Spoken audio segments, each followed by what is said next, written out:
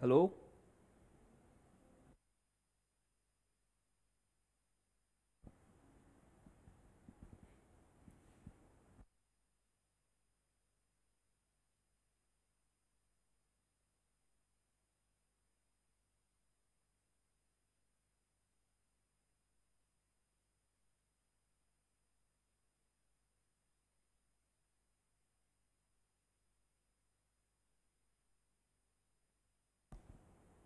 ये तो म्यूट वाला है ना।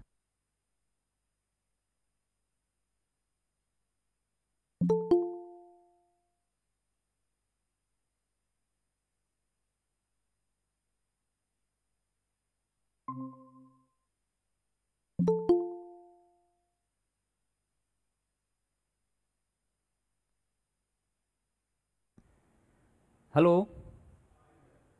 यस। Okay, let's start. उस दिन कहाँ तक हुआ था?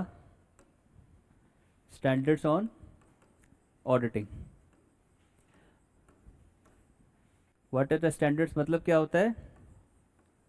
जो जनरल प्रिंसिपल्स है, जो ऑडिटर को क्या करना है, फॉलो करना है। ठीक है, जो ऑडिटर को फॉलो करना है। अब बहुत सारा स्टैंडर्ड्स है, 200 सीरीज़ है, 400 सीरीज़ है, 500 सीरीज़ है, 700 सीरीज़ है। ये इनको बोला जाता है, जैसे कि जो 200 सीरीज़ का है, ठीक है, 400 सीरीज़ का है, 500 सीरीज़ का है, 600 सीरीज़ का है, और 700 सीरीज़ का है, 800 सीरीज़, कुछ सीरीज़ है। इनको बोला जाता है standards on auditing. Okay, these are the general standards which an auditor will have to follow. These are general standards. Okay. अच्छा, one more standards is for assurance. I think this word you remember, assurance. I think this word you remember, assurance. Auditor जो opinion देता है वो कौन सी opinion देता है? Reasonable assurance. मतलब सब कुछ ऑडिट होगा, सब कुछ कंप्लायंसेस फॉलो होगा, लेकिन मैं 100% ये नहीं बोल सकता कि वो सही है या नहीं। कुछ तो गलती हो सकता है, कुछ एरर्स तो हो सकता है, छोटा मोटा गलती तो हो सकता है। कोई जरूरी नहीं है ना कि ये 100% सही होगा। उसको क्या बोला जाता है? Reasonable assurance. और एक था एब्सोल्यूट एश्योरेंस, मतलब हाई गारंटी है, बिल्कुल सही हुआ है। राइट। अच्छा, अभी इनको क्या करना है? इन एश्योरेंस इंगेजमेंट्स का काम क्या है? ये एश्योरेंस इंगेजमेंट आपका सिलेबस का पार्ट नहीं है। ये क्या है? अब जैसे कि मेरे को फॉर एग्जांपल ऐसे 3400, आई थिंक ये प्रोस्पेक्टिव फाइनेंशियल इंफॉर्मेशन के बारे में है, पीएफआई, प्रोस्पेक्टिव फाइनेंशियल स्टेटमेंट्स बनता है। ये इनके बारे में, ये आप जब फाइनल्स पे आओगे तब पढ़ोगे। ये अभी नया बनाया है ये standards on assurance engagement, services के लिए होता है जनरली। तो ये भी कुछ स्टैंडर्ड्स है। ये किस कौन बनाता है? सारा स्टैंडर्ड्स कौन बनाता है? ऑडिटिंग। मेरे को नाम बताओ, कौन बनाता है? सोचो कौन बनाता होगा ये स्टैंडर्ड्स। बनता किसके थ्रू है? हमारी मदर बॉडी के थ्रू बनता है। आईसीएआई, आईसीएमएआई और आईसीएसआई, इनके थ्रू बनता है। लेकिन बनाता कौन है? एक बोर्ड है ना, ऑडिटिंग बोर्ड है ना अपना। तो ऑडिटिंग बोर्ड है जो सब स्टैंडर्ड्स को डील करता है। और ये इनको रेगुलेट कौन करता है? एनएफआरए। Very good. इनको रेगुलेट कौन करता है? एनएफआरए। अगर एनएफआरए चाहे कुछ भी कर सकता है। ठीक है। तो अच्छा, ऑब्जेक्टिव्स भी मैंने आपको बताया था। ऑब्जेक्टिव्स क्या है? कि अगर तीन ऑब्जेक्टिव्स हो सकता है। पहला क्या?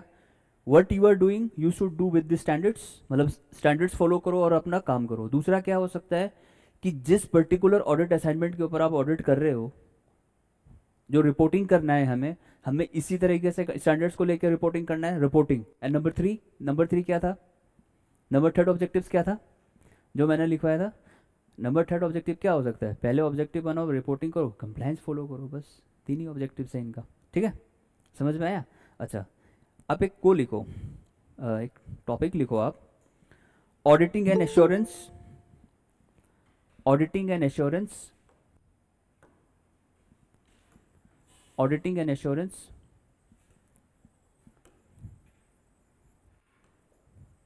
Auditing and assurance standard board. Auditing and assurance standard board, ये है ऑडिटिंग एश्योरेंस स्टैंडर्ड बोर्ड। ये क्या करता है? स्टैंडर्ड बनाता है, ठीक है। This is the authority who forms the entire standards. अब उसके अंदर अपनी मदर बॉडी जाती है, लेकिन एक बोर्ड है, जैसे कि अभी अपना इनकम टैक्स से रिलेटेड कौन है, इनकम टैक्स डिपार्टमेंट है, central board of direct taxes, है ना, सीबीडीटी, है ना, CBDT, central board of direct taxes. ये क्या काम करता है, ये सिर्फ इनकम टैक्स से रिलेटेड प्रोविजंस जो भी है सब इसके पास आते हैं, ठीक है। ये एक बोर्ड है ना। उसके बाद जो जीएसटी का मैटर देखता है वो कौन देखता है, central board of indirect tax and customs, central board of indirect tax and custom. इसका काम क्या है, जीएसटी देखना। दो बोर्ड बना दिया ना सरकार, सीबीआईसी और सीबीडीटी। ये दो बोर्ड है जो काम करता है, सीबीडीटी का इनकम टैक्स से रिलेटेड है और सीबीआईसी से जीएसटी से रिलेटेड है। क्या सीबीआईसी सीबीडीटी के पार्ट में इंटरफेयर कर सकता है, नहीं कर सकता। क्या सीबीआईसी के पार्ट में सीबीडीटी इंटरफेयर कर सकता है, yes, they can go exceptional cases. Search and seize हो सकता है, जीएसटी डिपार्टमेंट दुकान पे रेड मार सकता है, इनकम टैक्स वाला रेड मार सकता है। सर्च एंड सीज का प्रोसेस है, अलग वो चीज़ है, ऐसे वो अलग प्रोसीडियर होता है, लेकिन दे दो बोथ आर इंडिपेंडेंट। अच्छा, इनको कंट्रोल करने वाला कौन है, मिनिस्ट्री ऑफ फाइनेंस, सीतारमन जी, ठीक है। सीतारमन जी इनको क्या करती हैं, कंट्रोल करती हैं। अगर आपको सीबीडीटी का ऑफिसर बनना है या आपको सीबीआईसी का ऑफिसर बनना है, आपको सबसे पहले क्या करना है, एसएससी क्लियर करना होगा उसके लेवल पे। और अच्छा, एक और बात मैं आपको बताता हूँ, इनके जो ऑफिसर्स होते हैं ना, यूपीएससी लेवल से एग्जाम क्लियर करके आते हैं। फॉर नॉलेज इन्फॉर्मेशन बताता हूँ, यूपीएससी का एग्जाम क्लियर करना होता है। अगर उसमें से लाखों कोई इंजीनियर्स भी हो सकते हैं, कोई डॉक्टर्स भी हो सकते हैं, उनको पता नहीं होता ना सीबीडीटी और सीबीआईसी क्या चीज़ है। उनको पर्टिकुलर इनकम टैक्स डिपार्टमेंट और जीएसटी डिपार्टमेंट दिया जाता है।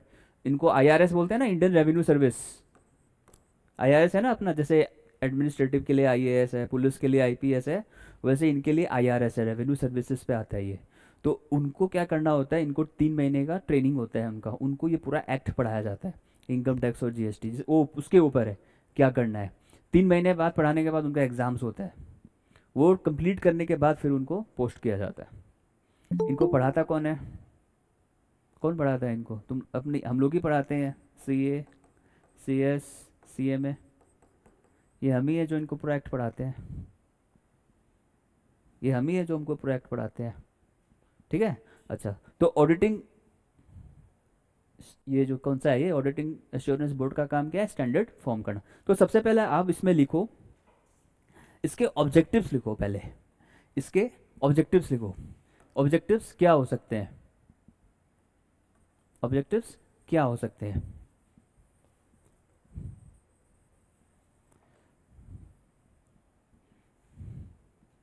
पहला लिखो,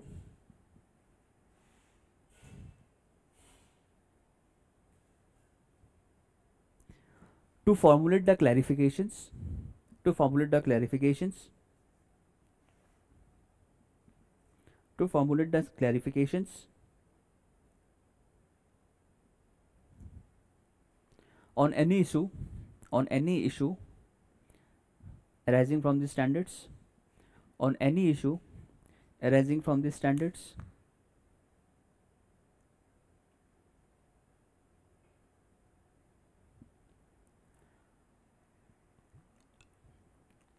सेकंड ऑब्जेक्टिव लिखो आप, to review the auditing practices, to review the auditing practices, to review the auditing practices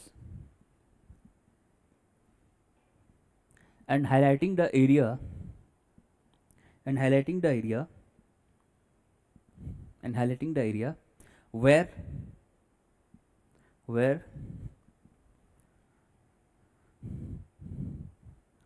standards on quality control,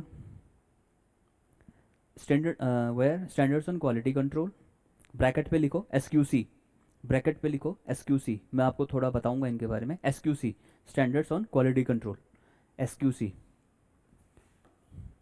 SQC, ठीक है, SQC, standards on quality control, comma engagement standards,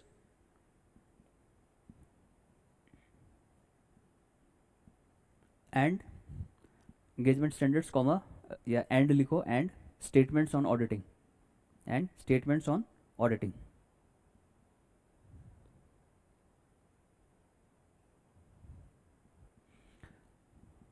उसके बाद आप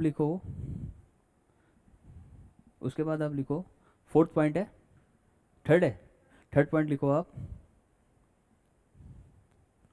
to develop the guidance notes, to develop guidance notes, to develop guidance notes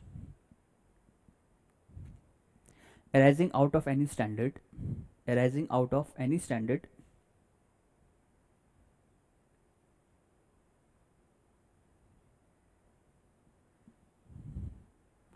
related to the industries. Sir, arising out of.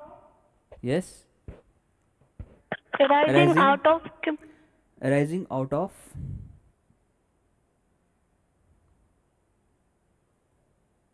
any standards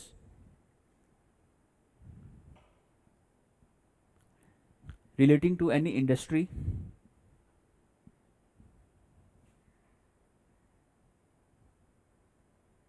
or any general issues, or on any general issues, if it arises, if it arises, अब सामने आना यहाँ पे, if it arises,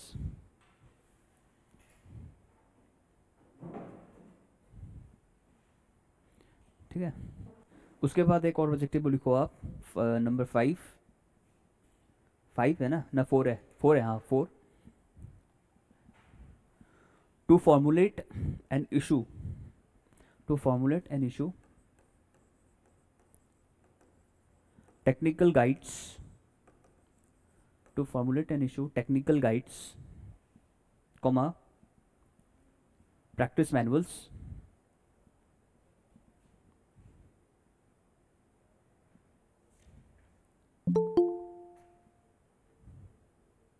and studies, practice manuals and studies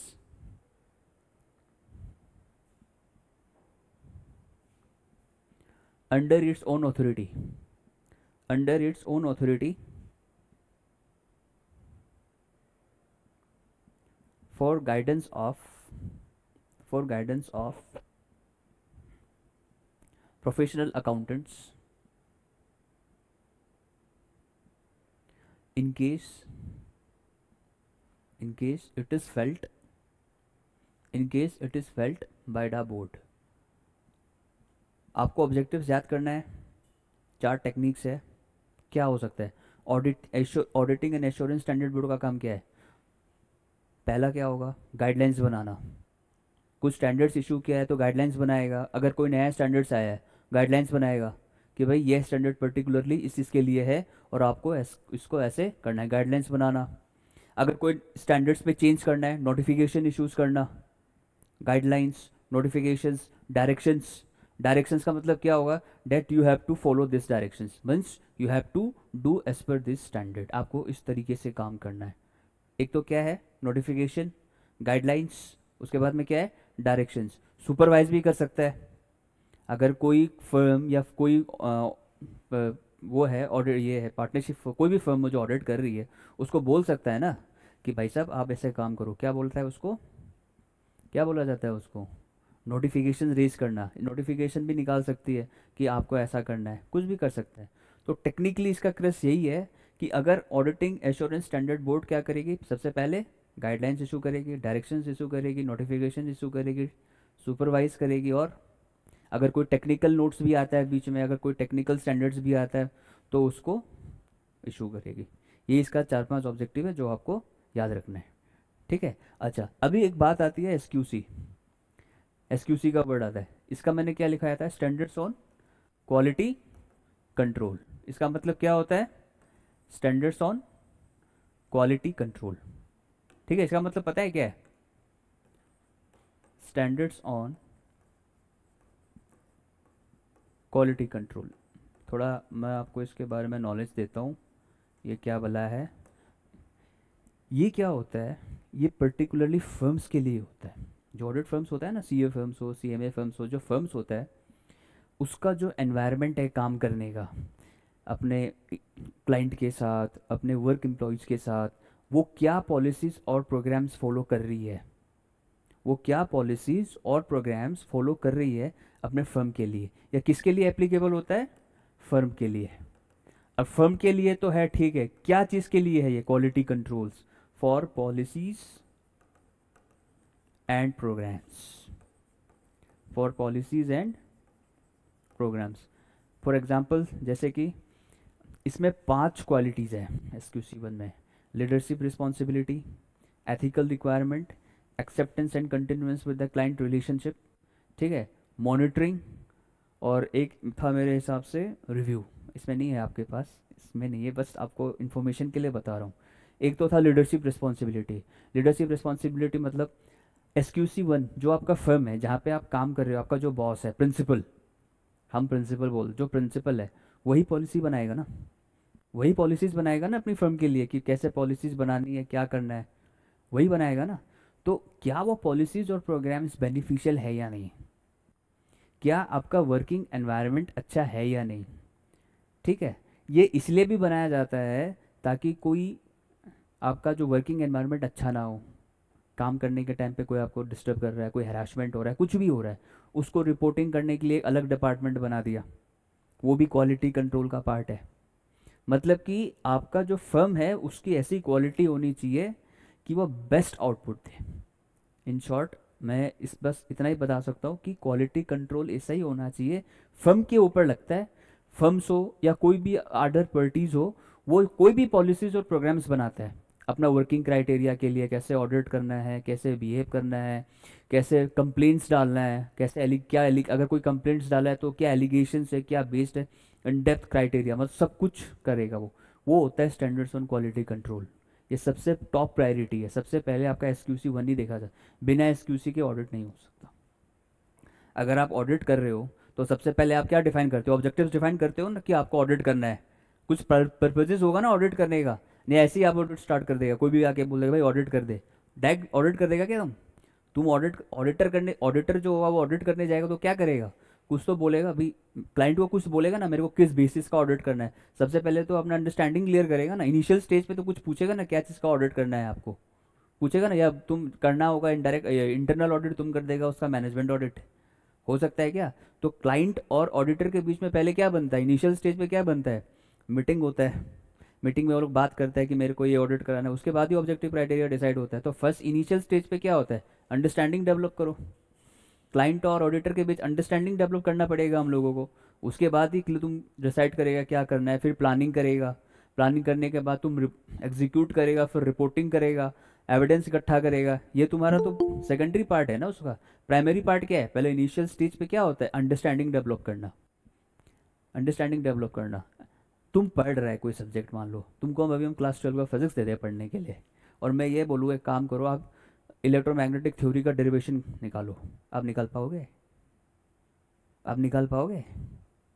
तो हमें क्या करना है, तमन्ना चौधरी का लेक्चर देखना पड़ेगा हमें उस पर समझने के लिए। हमें तो अपना पार्ट तो है नहीं अपना। अगर कोई बोल दे आपको ये, तो आप इनिशियल स्टेज पे क्या करोगे? आप पहले इलेक्ट्रोमैग्नेटिक थ्योरी के बारे में रिसर्च करोगे, हाँ ये मैग्नेटिक व्यूज़ के बारे में है, तब जाके आपको पता चलेगा। वैसे ऑडिटर का काम क्या है? इनिशियल स्टेज पे क्लाइंट के साथ अंडरस्टैंडिंग डेवलप करो, उसके बाद ऑब्जेक्टिव डिसाइड होता है।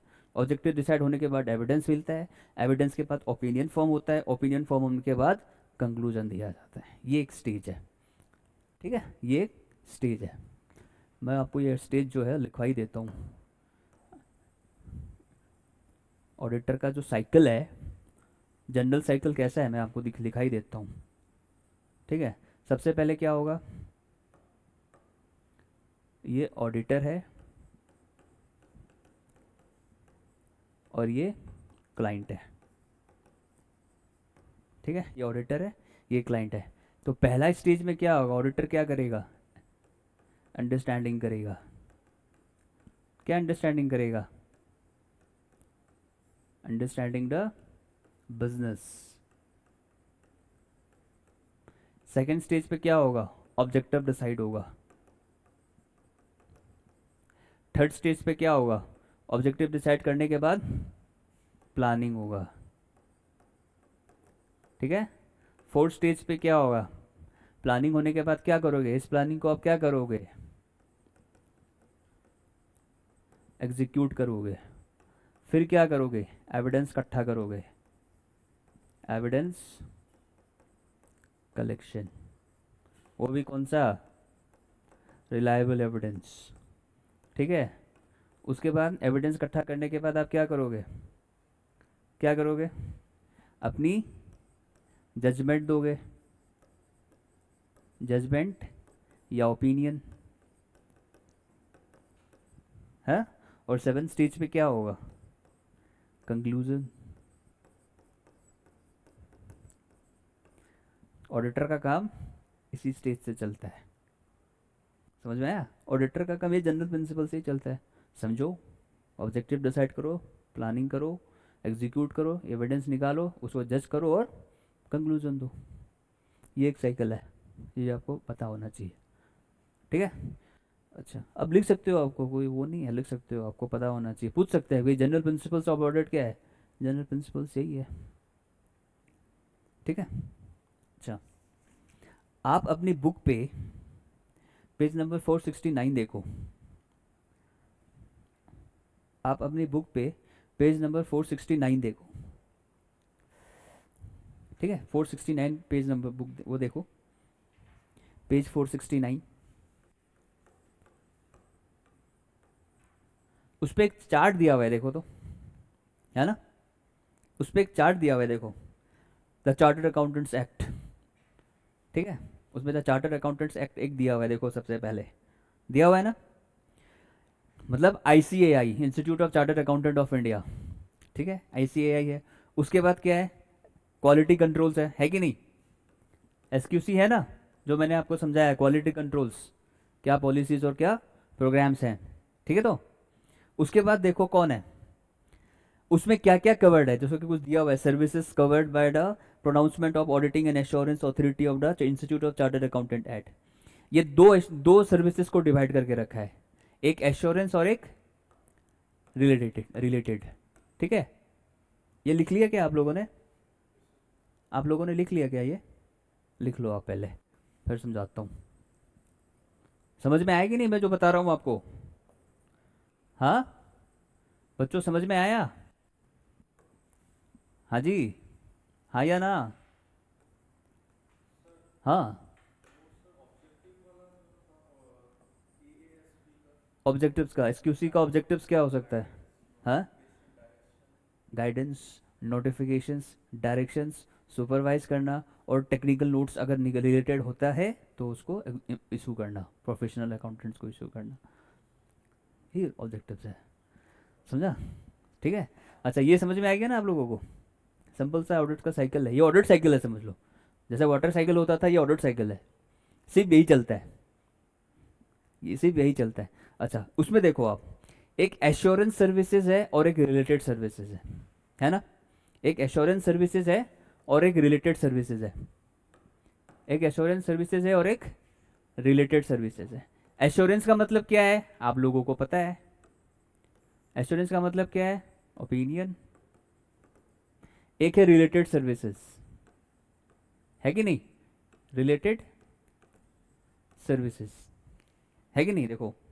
अच्छा, एश्योरेंस में क्या क्या है, देखो, फ्रेमवर्क फॉर एश्योरेंस इंगेजमेंट्स एक आपका दे रखा है। अभी ऑडिट ये किसके लिए होगा, फाइनेंशियल स्टेटमेंट्स के लिए ही होगा ना, ये जो एश्योरेंस सर्विसेज जो होगा किसके लिए होगा, फाइनेंशियल स्टेटमेंट्स के लिए ही होगा।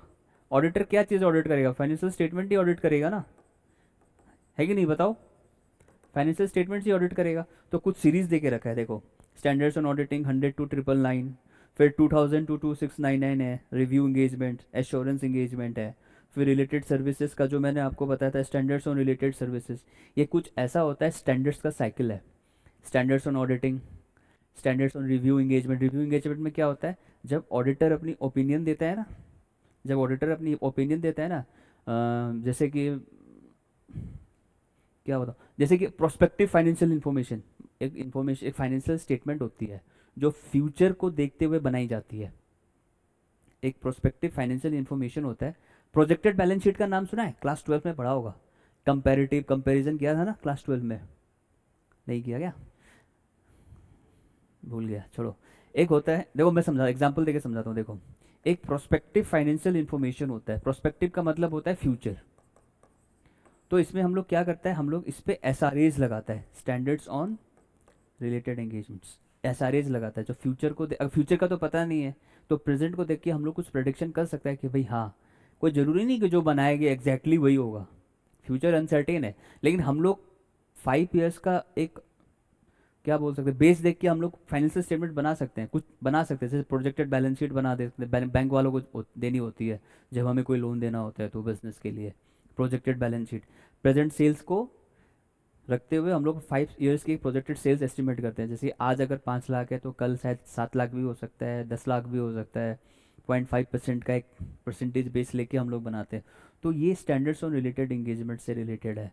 तो ये कुछ पार्ट है, इसको आप गो थ्रो कर लेना, ये इतना इंपॉर्टेंट नहीं है, इसको बस इस चार्ट को आप टिक लगा लो, इसको आप गो थ्रो कर लेना। किसके लिए? एक एश्योरेंस सर्विसेज के लिए है, एक रिलेटेड सर्विसेज के लिए है, इसको बस आप एक बार गो थ्रो कर लेना एग्जाम्स के लिए। Only once you give the reading, this is not. सबसे पहले ICAI है, Institute of Chartered Accountants of India, वो ऑडिट स्टैंडर्ड्स फ्रेम करती है। अब ऑडिट स्टैंडर्ड्स किसके लिए है? एश्योरेंस के लिए है और रिलेटेड सर्विसेज के लिए। अब एश्योरेंस में क्या क्या है? Standards on auditing, standards on review, standards on this, series दे के रखा है, कुछ सीरीज है वो आपको फॉलो करना है बस इस चार्ट में, और कुछ नहीं है, ठीक है। उसके बाद में देखो प्रोसीडियर्स, उसके बाद में आप देखो प्रोसीडियर्स, क्या क्या क्या प्रोसीडियर्स होगा स्टैंडर्ड्स इशू करने का, क्या होगा, कैसे स्टैंडर्ड्स इशू होता है बताओ, कैसे होता है बताओ हमको। क्या होता है, जो स्टैंडर्ड बोर्ड है ना अपना, ऑडिटिंग एश्योरेंस स्टैंडर्ड बोर्ड जो है ना, मीटिंग करेगा पहले तो, मीटिंग में डिस्कशन होगा, इनिशियल में आपको बता रहा हूँ डिस्कशन होगा। डिस्कशन में क्या होता है, बात जो हम लोग को जिस मैटर पे बात करना है उस पे बात होगा, बात होने के बाद में उसका एक ड्राफ्टेड आइडिया बनेगा कि भाई हाँ हम लोगों को इस पॉइंट्स पे उसको ऐसे करना है। ड्राफ्ट आइडिया बनने के बाद में उसको रिव्यू किया जाएगा या इवैल्यूएट किया जाएगा, फिर इवैल्यूएट करने के बाद में जब फाइनल डिसीजन बनता है तो ही स्टैंडर्ड इशू होता है। तो ये प्रोसीडियर है कि स्टैंडर्ड्स कैसे इशू होता है, ये भी आप एक बार रीड कर लेना। It's not too much important from exam point of view, you just have an read, you just give an read, okay. जो इंपॉर्टेंट लग रहा है वो तो मैं आपको करा ही रहा हूँ, लेकिन जो इंपॉर्टेंट नहीं है जस्ट गो वंस रीडिंग, एक रीडिंग कर लो इसका।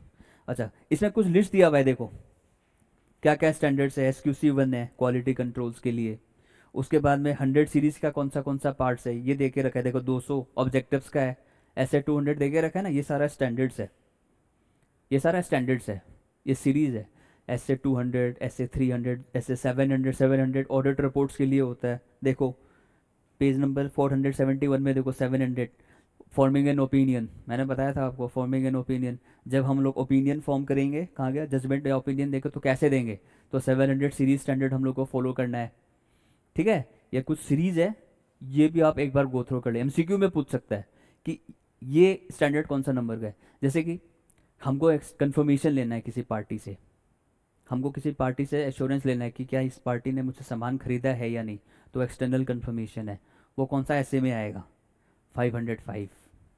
ऑडिट एविडेंस, एविडेंस लेता है ऑडिटर, कौन सा ऐसे में लेता है, ऐसे 500। आपका ऑडिट एविडेंस कैसा होना चाहिए, ठीक है, आपका ऑडिट एविडेंस कैसा होना चाहिए, रिलायबल होना चाहिए या कंक्लूसिव होना चाहिए, बेकार होना चाहिए या अच्छा होना चाहिए, ये सारा कहानी कहाँ लिखा है, ऐसे 500 पे लिखा है, बहुत बड़ा है ऐसे है, वो हम लोग का सिलेबस पे नहीं है।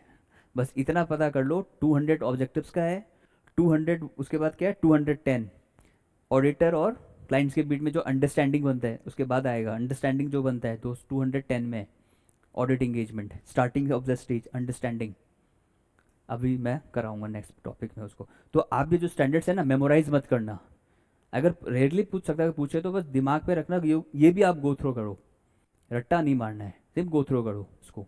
एविडेंस का और एविडेंस का सीरीज 500 से स्टार्ट होता है, ये जो ऑडिट ओपिनियंस का सीरीज 700 से स्टार्ट होता है, जो जनरल स्टैंडर्ड्स है ना वो 200 से स्टार्ट होता है। जनरल ऑडिटिंग का जो स्टैंड ऐसे याद रखो, जनरल ऑडिटिंग से 200 से स्टार्ट होता है, ठीक है। 500 का जो सीरीज है वो ऑडिट एविडेंस के बारे में है, ऑडिट एविडेंस और एक्सटर्नल कंफर्मेशन, फिर सैम्पलिंग है।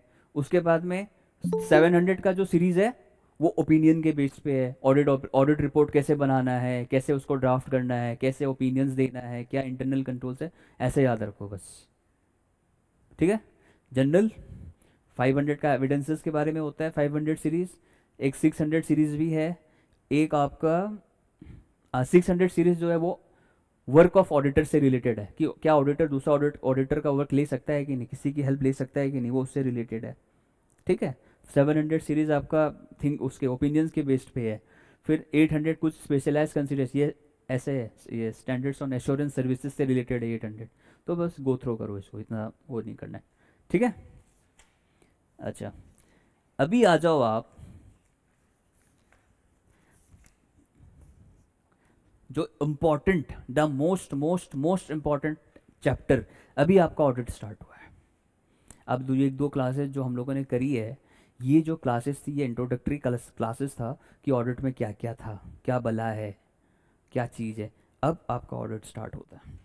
तो सबसे पहला क्या है, ऑडिट इंगेजमेंट। सबसे पहले सोचो, ये है ना अंडरस्टैंडिंग, ठीक है। ये वाला पार्ट सबसे पहले समझो क्या है। अभी से आपका रियल ऑडिट स्टार्ट हो रहा है। देखो, मान लो दो कंपनी है, एक रिलायंस और एक टाटा, ठीक है। दो कंपनी है, रिलायंस और टाटा। दोनों कंपनी का ऑडिट होता होगा, फाइनेंशियल स्टेटमेंट्स बनता होगा। जनरली बेस पे सोचो, दोनों कंपनी अपना अपना बिजनेस कर रहा है, कोई गाड़ी बना रहा है, कोई फ़ोन बना रहा है, कोई क्या बना रहा है, हर बिजनेस पे इन्वॉल्व है, ठीक है। तो जो टाटा है, टाटा जो बिजनेस करता है, टाटा जो बिजनेस करता है वो अपना ट्रांजैक्शन एंट्री तो रिकॉर्ड करता होगा, sale, purchases, payment, expenses, drawings, this record करता होगा। वैसे ही रिलायंस भी अपना एंट्रीज रिकॉर्ड करता होगा। अब टाटा का फाइनेंशियल स्टेटमेंट रतन टाटा तो खुद चेक नहीं करेगा ना। रतन टाटा खुद चेक करेगा क्या? नहीं करेगा। तो उसका फाइनेंशियल स्टेटमेंट कौन चेक करेगा? कोई सीए करेगा, कोई सीएस और कोई सीएमए करेगा। तो वो फाइनेंशियल स्टेटमेंट जो कंपनीज ने बनाया है, क्या वो सही है या नहीं, तो वो चेक करने के लिए ऑडिटर को बुलाना पड़ेगा। ऑडिटर को बुलाना पड़ेगा। अब ऑडिटर और क्लाइंट, क्लाइंट का मतलब कौन होता है? जिसका हम ऑडिट कर रहे हैं। अब टाटा ऑडिटर के लिए क्लाइंट है ना, टाटा जो है ऑडिटर का ऑडिटर के लिए क्लाइंट है। तो टाटा क्या करेगा? टाटा रिक्रूट करेगा, भाई आप आओ। टाटा एक कंपनी है, टाटा कंपनी है, तो वो ऑडिटर को बुलाएगा, ठीक है। वो ऑडिटर को बुलाएगा। तो अब टाटा और ऑडिटर के बीच में क्या होगा? मीटिंग होगा, होगा कि नहीं? अब ऑडिटर को पता नहीं है ना कि इनकी अंदर की कहानी क्या है। तो सबसे पहले क्या होगा, टाटा और ऑडिटर बैठेंगे, मीटिंग करेंगे। मीटिंग करने के बाद क्या होगा, टाटा बोलेगा कि देखिए मेरा इस ये नेचर ऑफ वर्क है, मेरा इस साल में एक्सपेक्टेड इतना टर्नओवर हुआ है, इतना एक्सपेंसेस हुआ है। वो कुछ एक रफ आइडिया देगा ऑडिटर को। मतलब इनिशियल स्टेज जिसको हम बोलते हैं ना, इनिशियल स्टेज। इनिशियल स्टेज जो होता है स्टार्टिंग ऑफ द वर्क, काम स्टार्ट होने वाला है। तो काम स्टार्ट करने के लिए सबसे पहले तो तुमको कुछ आइडिया देना पड़ेगा ना, ब्लूप्रिंट जिसको हम लोग बोलते हैं, ब्लूप्रिंट। तो तुमको एक ब्लूप्रिंट तैयार करना पड़ेगा ना। तो क्या होगा, ये जो एसे 210 है, ये जो एसे 210 है, ये एक ब्लूप्रिंट है। क्या है? ये एक ब्लूप्रिंट है कि हाँ, ऑडिटर और क्लाइंट के बीच में डिस्कशंस होने वाला है कि ऑडिट कैसे करना है, क्या किस नेचर का ऑडिट करना है, कैसे करना है, क्यों करना है। ये सारा अंडरस्टैंडिंग 210 में हम लोग पढ़ने वाले हैं, ठीक है। इसका मतलब क्या है, एक बेस बना रहा हूं मैं आप लोगों का कि ये एक स्टार्टिंग पॉइंट है। ये एक स्टार्टिंग पॉइंट है, मान लो ये एक स्टार्टिंग पॉइंट है यहाँ का। अगर आपको बी की तरफ जाना है तो आपको पता है कि मुझे दौड़ना है। अगर ए बी के पास जाने वाला है तो उसको पता होना चाहिए ना, भाई मेरे को वहाँ जाना है, या तो मेरे को चल के जाना है या मेरे को दौड़ के जाना है। उसको पता है। तो ऑडिटर को पता है कि उसको क्या ऑडिट करना है। अब ये पता उसको कैसे होगा? उसको क्लाइंट बताएगा ना, क्लाइंट बताएगा ना उसको कि भाई हाँ, कि आपको ये करना है। उसी हिसाब से ऑडिटर अपनी सर्विसेज देगा। अगर कंपनी बोलता है कि आपको कॉस्ट ऑडिट करना है और ऑडिटर बोला नहीं मैं तो टैक्स ऑडिट करूंगा, ऐसा होगा कि नहीं? ऐसा हो सकता है क्या? नहीं। जो सर्विसेज कंपनी को चाहिए वही ऑडिटर को देना है। तो ये एक स्टार्टिंग पॉइंट है। तो आप लिखो ऐसे 210, ऐसे 210, और इस पे आप लगा लो 3 स्टार मार्क। एग्जाम में क्वेश्चन आएगा ही आएगा, ठीक है, एग्जाम में क्वेश्चन आएगा ही आएगा। तो आप एक काम करो, ऐसे 210 लिखो, agreeing the terms of audit engagement. इस ऐसे का नाम क्या है? Agreeing the term of audit engagement. Engagements का मतलब क्या होता है? इंगेजमेंट्स का मतलब क्या होता है? एग्रीइंग द टर्म मतलब बातें। क्या? इंगेजमेंट का मतलब क्या? बातें। क्या टर्म्स एंड कंडीशंस है, ठीक है, क्या टर्म्स एंड कंडीशंस है। लार्ज इरेजर लेना पड़ेगा भाई।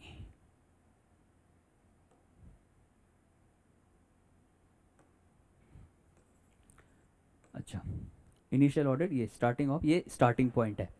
तो इस पे पहले, इस पे आप एक ध्यान दो, इसके कंटेंट्स लिखो, क्या क्या कंटेंट्स होते हैं इसमें, क्या क्या कंटेंट्स है। ये जो कंटेंट्स है, ये 6 मार्क्स का पेपर बन सकता है, इससे 6 मार्क्स का क्वेश्चन बन सकता है। What are the contents of audit engagements और डिफाइन ऑडिट इंगेजमेंट। तो कोई आपको पूछे कि ऑडिट इंगेजमेंट क्या होता है? Audit engagement is a discussion between the client and auditor regarding the services what auditor is to give। क्या है? डिस्कस करना, कि क्लाइंट और ऑडिटर के बीच में डिस्कशन होगा कि मेरे को क्या सर्विस देना है, वो होता है audit engagement. Terms and conditions को क्या बोला जाता है? Audit engagement. क्या बोला जाता है? Terms and conditions, T and C, T and C, terms and conditions. तो अभी टर्म्स एंड कंडीशंस में कुछ तो होगा, मेरा ऑब्जेक्टिव क्या है, मैं रिस्पॉन्सिबिलिटी क्या है, कुछ तो आएगा ना। तो लिखो आप इस पर क्या क्या हो सकता है। कंटेंट्स लिखो, कंटेंट्स, कंटेंट्स को आप स्टार मार्क वो लगा, अंडरलाइन करो और कंटेंट्स लिखो, क्या क्या क्या क्या हो सकता है इस पे। ऑब्जेक्टिव एंड स्कोप, पहला number A, objective and scope, ठीक है। उसके बाद number B, management and management responsibility, management responsibility, ठीक है, management responsibility. Number C, availability of, availability of inherent limitations of audit, availability of inherent limitations of audit, limitations, हाँ इसका मतलब होता है कि डिसएडवांटेजेस, डिसएडवांटेजेस, ठीक है। उसके बाद लिखो आप management confirmation letter, management confirmation letter.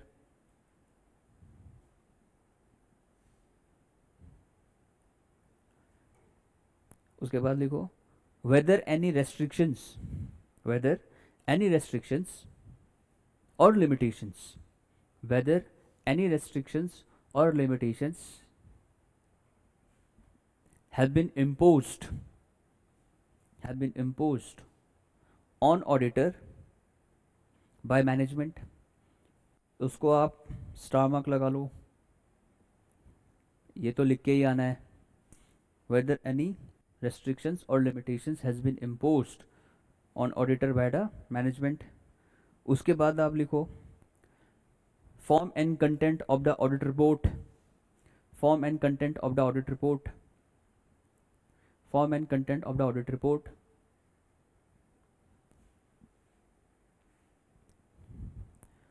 उसके बाद लिखो आप responsibility of auditor, responsibility of auditor, responsibility of auditor. और लास्ट में लिखो whether, whether internal auditor is required और नॉट, वेदर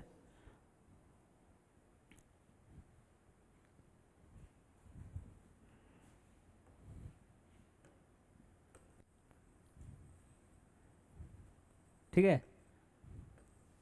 अच्छा, उसके बाद आप लिखो नीचे नोट में इंगेजमेंट का डेफिनेशन, ऑडिट इंगेजमेंट का डेफिनेशन लिखो, ऑडिट इंगेजमेंट का डेफिनेशन लिखो।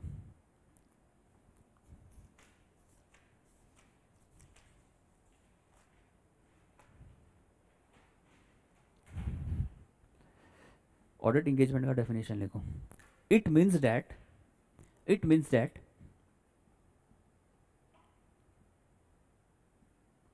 it means that the discussions between the auditor and client regarding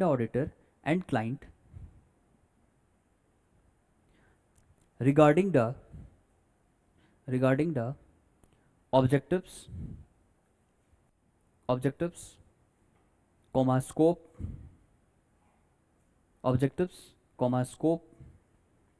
comma responsibility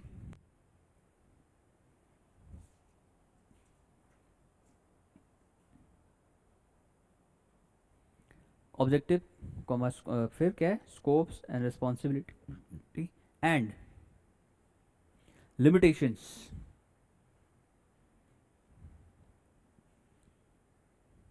and limitations full stop. ठीक है। अच्छा, इसमें चार चीज़ है क्या, objective, scope, responsibility and limitation. अब ऑब्जेक्टिव्स का मतलब क्या है, पर्पस। एंगेजमेंट लेटर का मतलब देख लो, इधर देख लो। ऑब्जेक्टिव्स में क्या है, हमको क्या ऑडिट करना है, मुझे क्या ऑडिट करना है। स्कोप का मतलब क्या है, उम्मीद है क्लाइंट को कि जो ऑडिटर जो सर्विसेज देगा वो ट्रू एंड फेयरली देगा। ट्रू एंड फेयर वर्ड सुना है ना, ट्रू एंड फेयर, ये वर्ड कभी भूलना नहीं है अपना लाइफ टाइम तक। ट्रू एंड फेयर, ठीक है, ट्रू एंड फेयर, ठीक है। साफ और सुथरी, हिंदी में इसको क्या बोलते हैं, साफ एंड सुथरी, ऐसा ही कुछ मतलब है। साफ एंड सुथरी मतलब clean image, true and fair. Objective में तो पता चल गया क्या है, स्कोप में भी पता चल गया क्या है। उसके बाद क्या बताया, रिस्पॉन्सिबिलिटी। अब मैनेजमेंट की रिस्पॉन्सिबिलिटी है ना ऑडिटर को कि सारा एविडेंस देना है कि नहीं है। लिमिटेशंस का मतलब क्या है कि भाई साहब ऑडिटर ये बोलेगा कि आपको मेरे ऊपर कोई कंडीशंस नहीं लगाना, मैं इंडिपेंडेंटली काम करने वाला हूं, आपके बंदे आके मेरे को कुछ बोल नहीं सकते कि सर आपने ऐसा क्यों किया, आपने ऐसा क्यों किया। मैं मेरे तरीके से काम करूंगा, मेरे को फ्रीडम चाहिए और मैं अपनी ओपिनियन फ्रीली दूंगा। ये बात तुम पहले ही क्लियर करेगा ना, एंगेजमेंट लेटर डिस्कस करने से पहले क्लाइंट को तुम बोलेगा ना कि मैं आपके हिसाब से काम नहीं करने वाला। वो होता है लिमिटेशंस। अच्छा, इंगेजमेंट में आप लोग एक पॉइंट लिखा था ना, limitations imposed, restrictions and limitations impose. ये चार डेफिनेशन मिला के क्या बनता है, कंटेंट्स ऑफ एंगेजमेंट लेटर। समझ में आया, एंगेजमेंट लेटर का मतलब समझ में आया, जहाँ पे ऑब्जेक्टिव, पर्पजेस, लिमिटेशंस और रिस्पॉन्सिबिलिटी हो। रिस्पॉन्सिबिलिटी किसकी, ऑडिटर की और मैनेजमेंट की। लिमिटेशंस किसका, मैनेजमेंट की, वो कोई लिमिटेशंस नहीं लगाना। अच्छा याद करो, फर्स्ट क्लास में एक मैंने बात बताया था, अगर मैनेजमेंट ऑडिटर के ऊपर लिमिटेशंस लगा देगा तो क्या क्वालिटी कंट्रोल अच्छा होगा, नहीं होगा। क्वालिटी कंट्रोल एकदम अच्छा नहीं होगा। उसका मतलब क्या होगा, there is lack of internal control. एक चैप्टर आएगा इंटरनल कंट्रोल, वो लैक कर रहा है, वो मेरे ऊपर रेस्ट्रिक्शंस लगा रहा है। तो क्या ऑडिटर फ्रीली काम कर पाएगा, क्या ऑडिटर जो है एविडेंस रिलायबल जज कर पाएगा, नहीं। क्या वो ट्रू एंड फेयर ओपिनियन दे पाएगा, नहीं। तो ऑडिटर के पास क्या ऑप्शन बचता है कि वो उससे विड्रॉ कर सकता है। ठीक है, वो उसको विड्रॉ कर सकता है। ये बात ऑडिटर और क्लाइंट पहले डिस्कस करेगा ना, जब अपना ऑब्जेक्टिव डिसाइड करेगा। वो क्या बोलेगा, अगर आप मेरे ऊपर रेस्ट्रिक्शंस लगा देगा हम हट जाएगा, सीधा सा बात है। ओके, ये एंगेजमेंट लेटर। अभी आ जाओ नेक्स्ट पार्ट पे, ऑडिट प्रोग्राम। अभी इंगेजमेंट लेटर बनने के बाद में प्लानिंग स्टार्ट होगा, टीम बुलाओगे, प्लानिंग होगा, मीटिंग्स होगा, तुम लोग अपना क्लाइंट्स को जो वर्किंग टीम है तुम लोगों का उसको बुलाएगा, आ जाओ भाई आ जाओ, सब डिस्कशंस करेगा, 2 डीप डिस्कशंस होगा, प्रेजेंटेशन, पीपीटी सब कुछ होगा। ठीक है, उसको क्या बोला जाता है, ऑडिट प्रोग्राम, कैसे करना है काम। तो इस पर आप लिखो, an audit program is an audit program is an audit program is an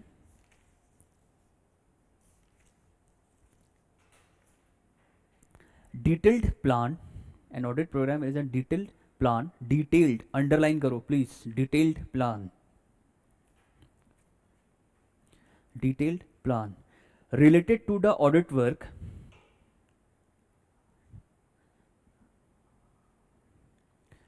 Related to the audit work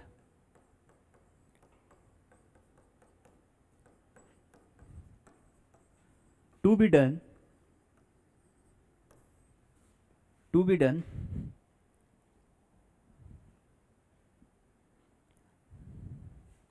to be done by performing certain procedures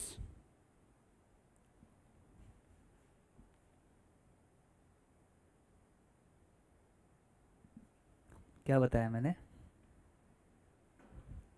to be done by performing certain procedures and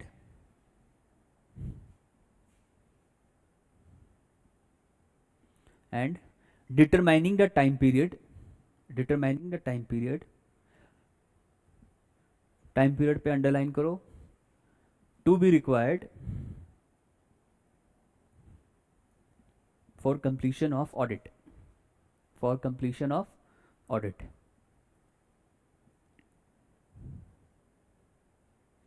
full stop. It is an written program.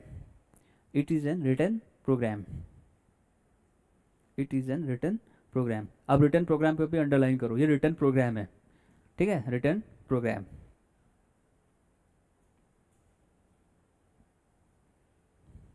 अच्छा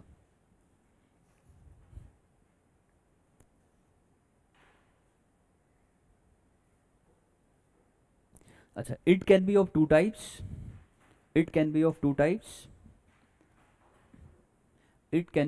types number A,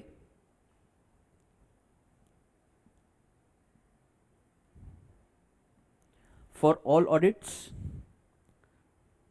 audits and number B for particular and specific audit। समझ में आया audit programme क्या है? ये एक return programme होता है, जहाँ पे आप लोग क्या करोगे, डिस्कशन करोगे कि हमें ऑडिट कैसे करना है, ठीक है, हमें क्या प्रोसीजर्स लगाने हैं, हमें कौन सा ऐसे लगाना है, हम लोग को कैसे काम करना है, वो एक ऑडिट प्रोग्राम होता है। ये डिटेल्ड प्रोग्राम है। वो एक क्या है, ये लाइन जरूर लिख के आना, वो क्या है, it is an detailed programme, और we can say it is an brief descriptive programme. ये एक डिटेल प्रोग्राम होता है। डिटेल प्रोग्राम के साथ साथ ये एक रिटर्न फॉर्म भी होता है, जहाँ पे ऑडिटर अपनी टीम के साथ ये डिस्कस करता है कि हमें कैसे ऑडिट करना है, कब ऑडिट ख़त्म करना है, कब रिपोर्ट को सबमिट करना है, ये सब ऑडिट प्रोग्राम्स पे होता है। अच्छा, एक ऑडिट स्ट्रेटजी और ऑडिट प्रोग्राम, मेरा क्वेश्चन है तुम लोगों से कि ऑडिट स्ट्रेटजी और ऑडिट प्रोग्राम के बीच में सबसे ज़्यादा, मतलब कि मैं बोल सकता हूँ कि सबसे पहले क्या होगा, कि सबसे पहले प्रोग्राम आएगा या सबसे पहले स्ट्रेटजी बनेगा? अगर आप ऑडिट कर रहे हो तो आप पहले स्ट्रेटजी बनाओगे या प्रोग्राम बनाओगे? आप पहले स्ट्रेटजी बनाओगे या प्रोग्राम बनाओगे? मेरा क्वेश्चन है सबसे, हेलो, मेरा क्वेश्चन ये है कि सबसे पहले जब आप ऑडिट करोगे तो क्या आप स्ट्रेटजी बनाओगे या प्रोग्राम बनाओगे? सोचो। सबसे पहले प्रोग्राम बनेगा, प्रोग्राम पे डिस्कशंस होने के बाद स्ट्रेटजी आती है। आप पहले, आपको समझ में आ गया कि इंगेजमेंट लेटर क्या है? आपको सबसे पहले क्या पता चलेगा कि मेरे को किस टाइप का सर्विसेज देना है, मेरे को किस टाइप का ऑडिट करना है। आप उस ऑडिट के तहत पहले आप प्रोग्राम बनाओगे, भाई मेरे को ये पर्टिकुलर ऑडिट करना है, तो क्या करना है, डिस्कशंस करोगे, आइडियाज़ लिखोगे, फिर उसके बाद स्ट्रेटजी बनाओगे कि मेरे को कैसे स्टार्ट करना है। तो सबसे पहले ऑडिट में ऑडिट प्रोग्राम बनता है, उसके बाद ऑडिट स्ट्रेटजी आता है। ऑडिट स्ट्रेटजी थर्ड पे आता है, याद रखो, गलत बोला था। सबसे पहले प्रोग्राम बनेगा, उसके बाद स्ट्रेटजी आएगा, ठीक है, समझ में आया? ठीक है, गुड। अच्छा, अभी लिखो इसका एडवांटेजेस, ये आप लिख सकते हो भाई, ये नोट कर सकते हो। पहले लिखो एडवांटेजेस इसका। Act as a act as a act as a checklist for the audit procedures, checklist, do's and don'ts। checklist का मतलब होता है क्या करना है क्या नहीं करना है, do's and don'ts। सेकंड में लिखो define the clear responsibility, define the clear responsibility, define the clear responsibility of work to be allotted, of work to be allotted to the assistants, to the audit assistants।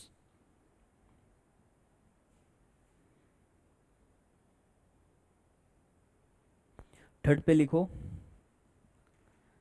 Third पे लिखो the auditor, the auditor can easily, the auditor can easily track the status, the auditor can easily track the status of work performed।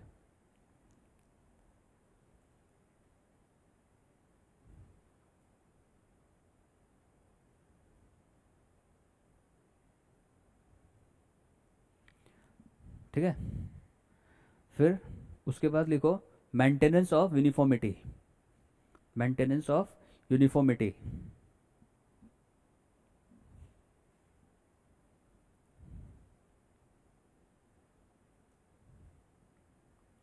उसके बाद लिखो act as a evidence for future reference, act as a evidence for future reference.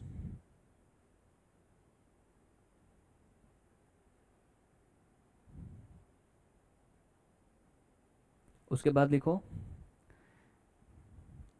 On the basis of the capabilities, on the basis of the capabilities, on the basis of the capabilities team can be selected, team can be selected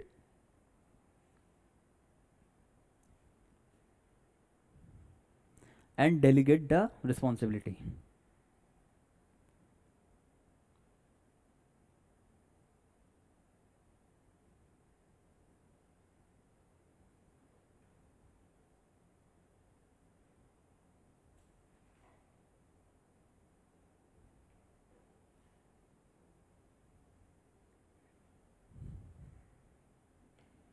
और last में लिखो, last पे लिखो एक और,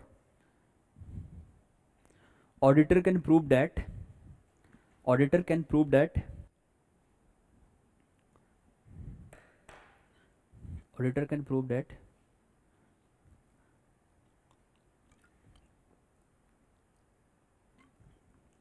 there is no negligence on his part,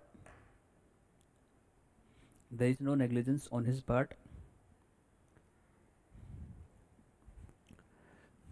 and due diligence, and due diligence,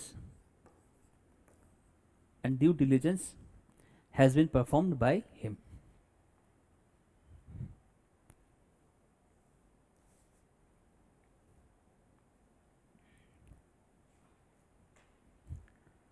समझ में आया? इन शॉर्ट इसका क्रक्स क्या बता सकता हूँ, सबसे पहले अगर कोई पूछे ऑडिट प्रोग्राम क्या है, समझ में आया ना ऑडिट प्रोग्राम क्या है, डिटेल्ड प्रोग्राम है। अच्छा, कोई पूछे इसका एडवांटेजेस क्या है, एग्जाम में अगर आ गया कि एडवांटेजेस लिखो तो क्या लिखोगे, फ्यूचर रेफरेंस के लिए एक ये बहुत बड़ा एविडेंस है कि भाई हाँ मैंने ऑडिट किया है। दूसरा, आप ये जो ऑडिट रिस्पॉन्सिबिलिटी है ना, अपना तुम्हारे पास जो टीम है, तुम उनका एक्सपीरियंस या तुम उनका कैपेबिलिटी को देख के वर्क डिवाइड कर सकता है। चलिए भाई, तुम परचेज का काम देखो, तुम सेल्स का काम देखो, तुम एंट्रीज का काम देखो, तुम कैश बुक देखो, तुम सेल्स, सब कुछ देखो, तो तुम अपना टीम को दे सकता है वर्क, मतलब असाइनमेंट ऑफ वर्क या डिवीजन ऑफ वर्क, ये लिख सकते हो, डिवीजन ऑफ वर्क। उसके बाद यूनिफॉर्मिटी, यूनिफॉर्मिटी का काम मतलब क्या है, एक पर्टिकुलर ऑडिट असाइनमेंट ही मिला है तो हम लोग उसी पे फोकस करेगा। यूनिफॉर्मिटी, यूनिफॉर्मिटी का मतलब क्या है कि पर्टिकुलर ऑडिट असाइनमेंट पे ही फोकस चलेगा अपना। उसके बाद क्या बोला था मैंने, उसके बाद क्या एक एडवांटेजेस हो सकता है। अच्छा, चेकलिस्ट, चेकलिस्ट का मतलब क्या है कि आपने जो ऑडिट प्रोग्राम बनाया था आपने जो ऑडिट प्रोग्राम बनाया था कि आप ये बोलोगे ना कि मेरे को अगर कोई एंट्रीज गलत दिखा तो मेरे को ये नहीं करना है। आप लोग को डायरी लिखने का शौक होता है ना, किसी को डायरी लिखता है, वो अपना प्रोग्राम से शेड्यूल्स लिखता है ना कि आज के दिन पे ये टास्क करना है, इस घंटे में इतना टास्क करना है। वो एक वर्किंग डायरी है। चेकलिस्ट का मतलब वो एक डायरी है जो आपको करना है कि भाई मेरे को क्या करना है और क्या नहीं करना है। आपको क्या डाउट्स है, आपको कौन सा एंट्री समझ में नहीं आया तो आप उसका नोटिंग करिएगा उस पर। वो एक चेकलिस्ट होता है। और नोटिंग करने के बाद आप अपना बॉस को पूछेगा सर ये ऐसा हुआ, फिर वो बताएगा आपको भैया आपको ऐसा करना है। वो चेकलिस्ट है, आपको क्या करना है और क्या नहीं करना है। ठीक है। ये 4-5 पॉइंट इसका एडवांटेजेस पे आता है। समझ में आया? उसके बाद देखो डिसएडवांटेजेस। बेटा ये सब पढ़ लिया बस। उसके बाद लिखो डिसएडवांटेजेस नंबर 2। नंबर देखो पहला लिखो, the work become the work becomes the work becomes too repetitive the work becomes too repetitive, and there can be the chances for lose of interest.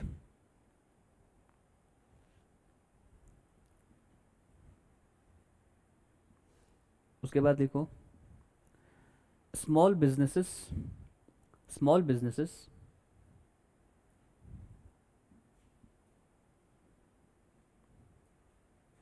small businesses can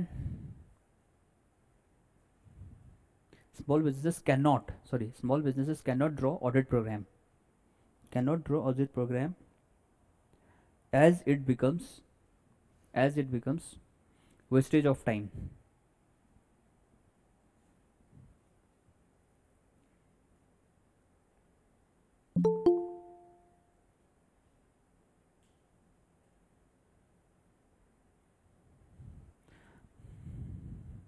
Then last point, absence of rigid programs.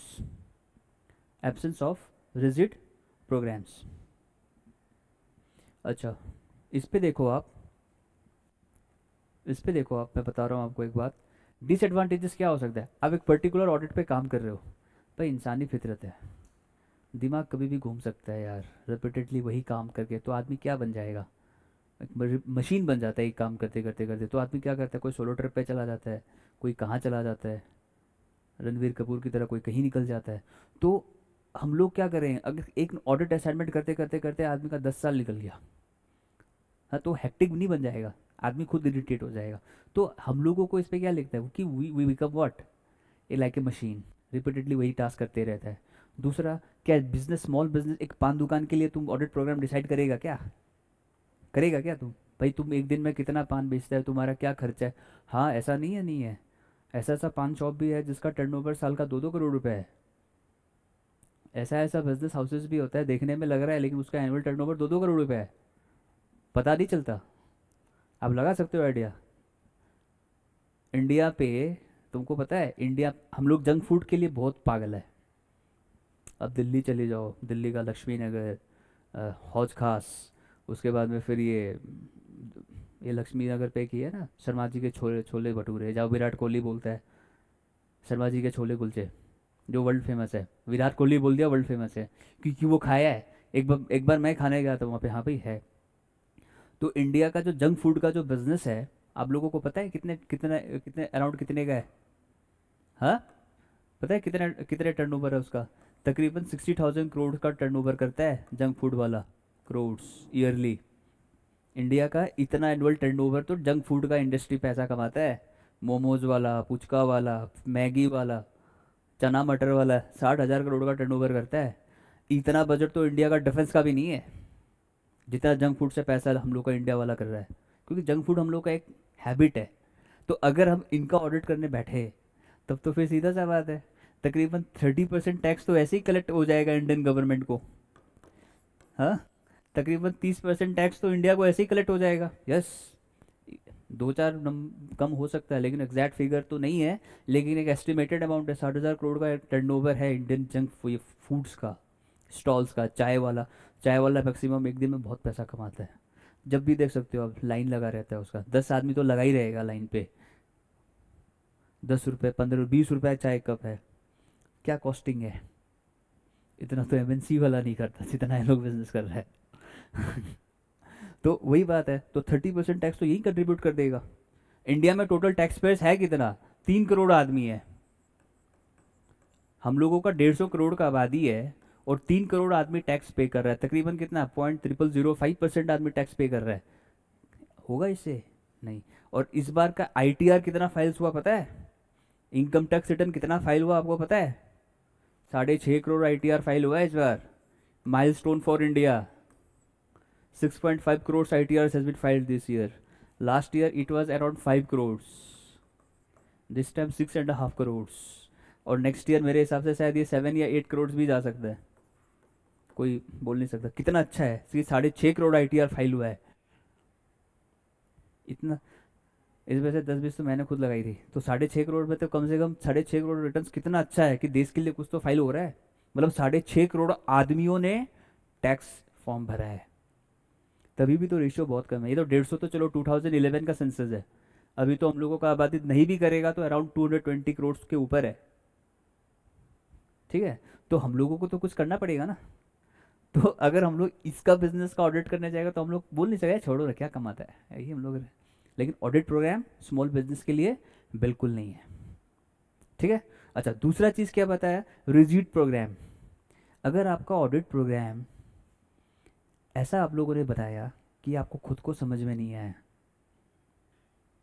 Messi, वो football वाला Messi नहीं, Messi होता है ना कूड़ा करकट कचरा, अब क्या बनाया है आपको खुद को नहीं समझ में आया, आपका दिमाग उस टाइम कहाँ पे था, आपको खुद को नहीं पता कि आप लोगों ने बनाया क्या है। आपको लिखना था अकाउंटिंग ट्रांजैक्शन, आप पहुंच गए पता नहीं कहाँ पे, इनकम टैक्स लो कॉस्ट कहाँ पे पता नहीं। बनाना था बैलेंस शीट, बना दिया प्रोसेस कॉस्टिंग का अकाउंट। बनाना था डिवेंचर्स का अकाउंट, आपने एंट्री कर दिया शेयर अलॉटमेंट शेयर कैपिटल का। तो आप लोगों का ये जो ऑडिट प्रोग्राम होता है वो आपको बहुत ध्यान से बनाना पड़ेगा। अगर ध्यान से नहीं बनाएगा तो क्या होगा, वो एक कूड़ा करकट्टी है ना, कुछ समझ में नहीं आएगा तो फिर क्या फ़ायदा। तो रिजिड एब्सेंस है इसमें। एक तो क्या डिसएडवांटेजेस है, रिपीटेटिव नेचर काम करोगे तो क्या बनेगा, दिमाग पागल बनेगा, मतलब रिजिड, वो क्या बोलते हैं मैकेनिक टाइप। दूसरा क्या है, स्मॉल बिजनेस हाउसेस के लिए एप्लीकेबल नहीं है। और तीसरा रिजिड, मतलब more of complexity, messy nature होगा, तो ऑडिट प्रोग्राम काम नहीं करेगा। आया बात समझ में? रिवाइज कराना है फिर से, ऑडिट प्रोग्राम फिर से रिवाइज कराना है।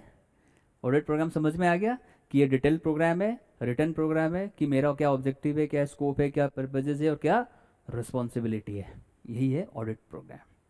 और किसके बीच होता है, ऑडिटर और क्लाइंट के बीच। और इसका कौन सा ऐसे है, 210 इनिशियल ऑडिट एंगेजमेंट। क्लियर हुआ? ओके। अच्छा, अभी नेक्स्ट आता है ऑडिट डॉक्यूमेंटेशन। लिखो आप, ऑडिट डॉक्यूमेंटेशन। ऑडिट जो सब्जेक्ट है वो एक सोशल स्टडीज़ की तरह है, समझ में आया ना? है, ऑडिट जो सब्जेक्ट है वो किसकी तरह है, सोशल स्टडीज़ की तरह। यहाँ में history, civic, geography, political science सब होगा, इकोनॉमिक्स सब होगा।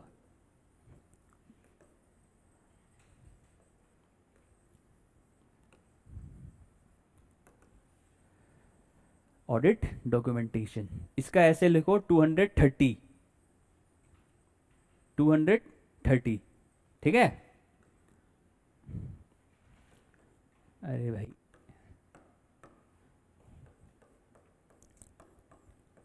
ऑडिट क्या है, डॉक्यूमेंटेशन।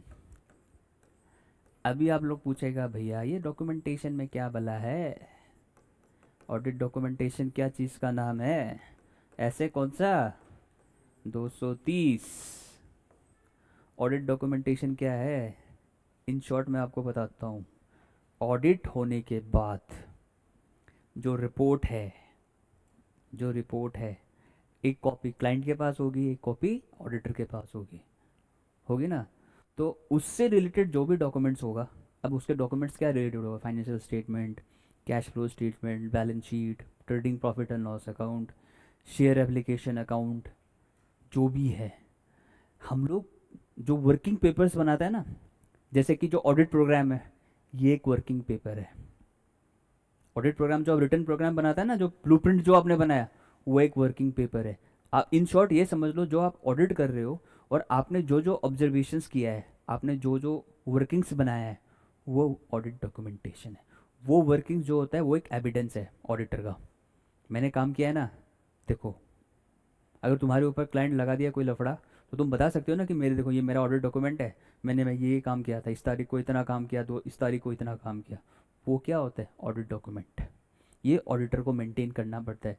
अच्छा, अगर क्लाइंट ने फीस नहीं दिया, तो आप क्लाइंट बोल देगा कि आपने मेरा ऑडिट ही नहीं किया, तो ऑडिट डॉक्यूमेंट काम आएगा कि नहीं? देखो सर, आपने मैंने क्लाइंट करके ऑडिट करके रखा है, आप कैसे फीस नहीं दोगे? तो ऑडिटर उसका जो वर्किंग पेपर्स है, मतलब उसका जो ऑडिट रिपोर्ट है, रिटेन कर सकते हैं। ऑडिटर का इतना पावर है।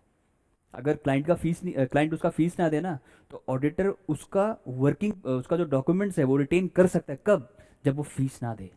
ऐसे नहीं कि फीस दे दिया तो तुम उसका वर्किंग पेपर रख लेगा, नहीं। जब फीस नहीं देगा ना, तो उसका वर्किंग पेपर रख सकता है ऑडिटर। ये एक कंडीशन, एक केस है। अब भाई फीस नहीं देगा तो रिटेन तो करना पड़ेगा, भाई मेरा फीस है, मेरा रोजी रोटी तो इसी से चलता है। आया बात समझ में? तो इस पे लिखो आप ऑडिट डॉक्यूमेंटेशन, इस पे लिखो आप audit documentation, or we can say audit working papers, or we can say audit working papers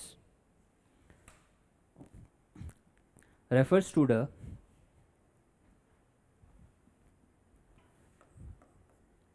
working records, refers to the working records, underline करो,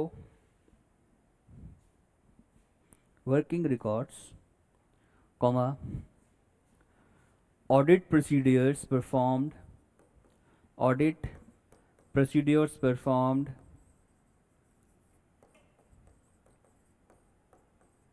उसको भी अंडरलाइन करो,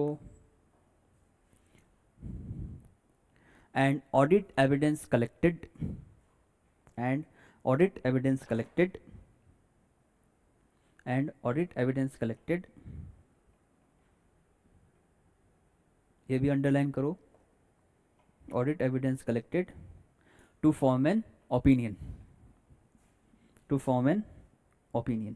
ओके? क्या है working paper? Audit working paper क्या है? कि मेरा एक ऐसा डॉक्यूमेंट है कि मैंने ऑडिट ये मैंने ऑडिट प्रोसीजर किया है। भाई कौन सा ऑडिट प्रोसीजर्स होता है? आगे आगे पढ़ाऊंगा। वर्क जैसे कि इंस्पेक्शन है, ऑब्जर्वेशन है, इंक्वायरी है, इन्वेस्टिगेशन है, ये कुछ ऑडिट प्रोसीजर्स होता है, वो आगे मैं पढ़ाऊंगा आपको।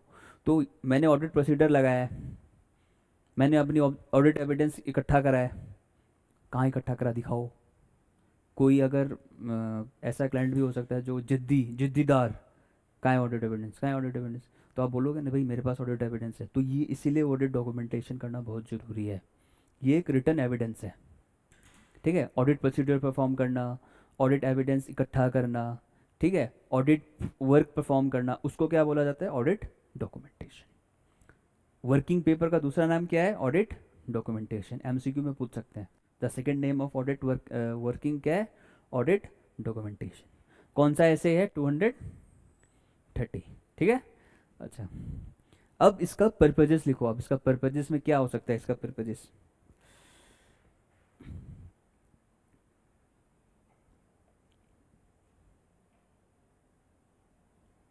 Number 1, act as a basis of conclusion, act as a basis of conclusion, act as a basis of conclusion,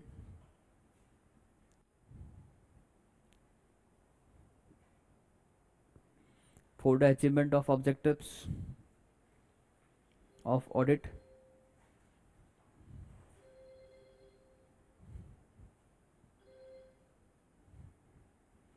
second में लिखो ऑफ ऑब्जेक्टिव्स, सेकंड पे लिखो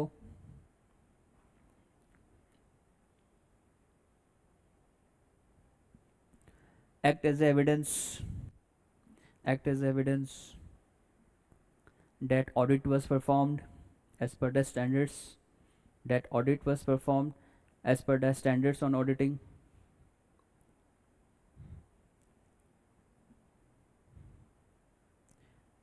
ठीक है। उसके बाद आप लिख सकते हो assist the engagement team, assist the engagement team to plan and perform the audit,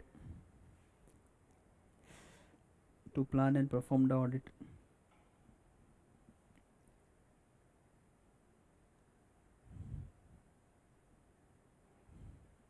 उसके बाद देखो maintaining standards and quality control, maintaining standards and quality control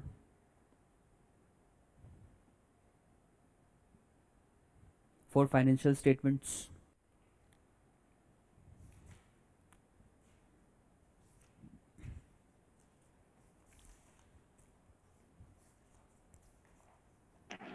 Hello, sir. Can you Yes. repeat fourth point? Hello. Sir. Hello, sir. Can हाँ you जी. repeat the fourth point? Which point? Fourth Fourth number. point. Okay. maintaining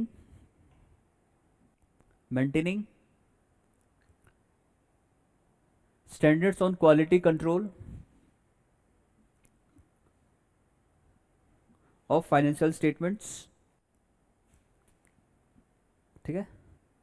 फिर next point में लिखो accountability,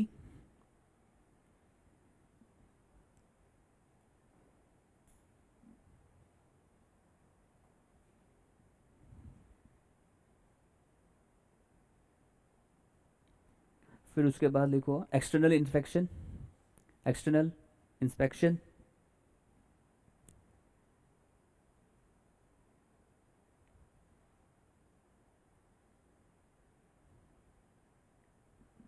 और last में लिखो maintaining the records for future references. ये देखो आपने ये सेम पॉइंट आपने ऑडिट प्रोग्राम में भी लिखा था, याद है? ये आपने ये जो फ्यूचर रेफरेंसेस के लिए जो है ये कॉमन पॉइंट है, ठीक है। अच्छा देखो, अगर इसका पर्पजेस क्या है, पहला पर्पजेस क्या है, ऑब्जेक्टिव अचीव करना। दूसरा पर्पजेस क्या है कि अपना टीम अकाउंटेबिलिटी मेंटेन करना। तीसरा क्या है, एक्सटर्नल इंस्पेक्शन। एक्सटर्नल इंस्पेक्शन का मतलब क्या होता है बच्चा, बताओ तो। एक्सटर्नल इंस्पेक्शन का मतलब क्या होता है? Surprise check, surprise check. अब ऑडिटर के अंदर जो टीम है वह कोई स्नैक्स चाय समोसा खा रहा है, काम कर रहा है या नहीं? ऑडिटर जाके बॉस तो देख ही सकते हैं ना। अगर देख रहा है उसका टीम अगर समोसा चाय पी रहा है, खा रहा है, पार्टी कर रहा है, एक्सटर्नल इंस्पेक्शन वही होता है भाई। कर क्या रहा है, कहाँ तक प्रोग्रेस हुआ, काम देख के आओ। तो जा सकता है ना बॉस, मैनेजर जा सकता है देखने के लिए, वो एक्सटर्नल इंस्पेक्शन होता है, ठीक है। उसके बाद में क्या क्या हो सकता है, क्वालिटी कंट्रोल मेंटेन करना, ये भी आप लोगों को पता है। फर्म हो, प्रोग्राम हो, क्या पॉलिसीज़ और प्रोग्राम जो आप लोगों ने मेंटेन किया है वो SQC 1 जो है स्टैंडर्ड्स एंड क्वालिटी कंट्रोल वो मेंटेन किया है कि नहीं, वो भी देखना होगा। और लास्ट में क्या बताया था मैंने, असिस्टिंग द इंगेजमेंट टीम। अब इंगेजमेंट टीम जो काम कर रही है वो किस हिसाब से काम कर रही है, अपने हिसाब से काम कर रहा है ना। जो काम उसको अलॉट किया है वो उसी हिसाब से अपना काम करेगा। अगर किसी को कैश वाउचर चेक करने के लिए दो तो कैश वाउचर का रिपोर्टिंग करेगा। किसी को अगर एक्सपेंस देखने के लिए बोला तो वो एक्सपेंस देखेगा। किसी को अगर GST चेक करने के लिए बोला तो वो GST चेक करेगा। तो डिपेंड करता है, जो इंगेजमेंट टीम है उस हिसाब से अपना काम करेगी। तो वर्किंग रिकॉर्ड्स भी उसी हिसाब से बनेगा, कैश का अलग होगा। जो टीम ने जो परफॉर्म किया वो अपना वर्किंग रिकॉर्ड वो अपने हिसाब से ही मेंटेन करेगा, ठीक है। अच्छा, अब आ जाओ the most important part, contents of audit working papers. Please give and star mark, give and star mark. This question will be asked in exam. Contents of audit working papers.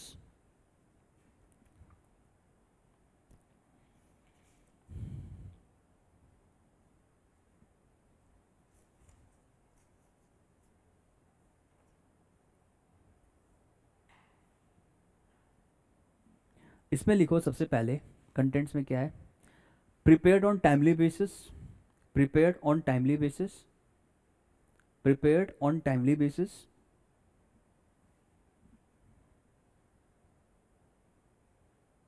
Number 2,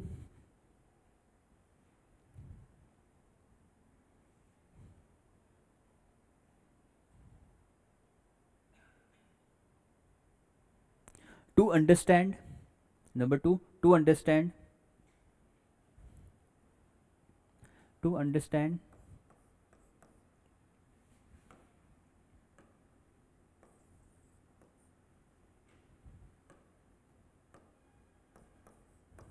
NTE लिखो, to understand NTE bracket में लिखो, to NTE bracket में लिखो, nature time and extent, to understand nature time and extent, that audit is conducted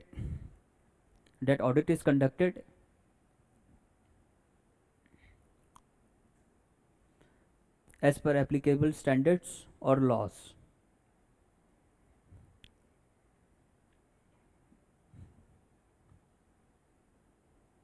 ठीक है, next point, the results of audit procedures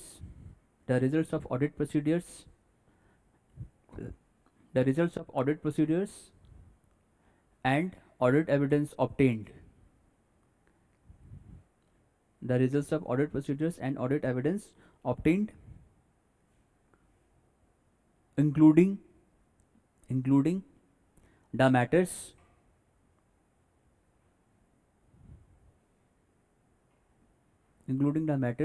arising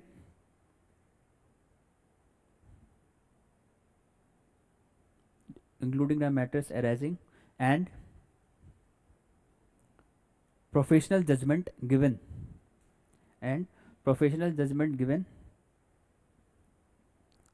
related to the conclusions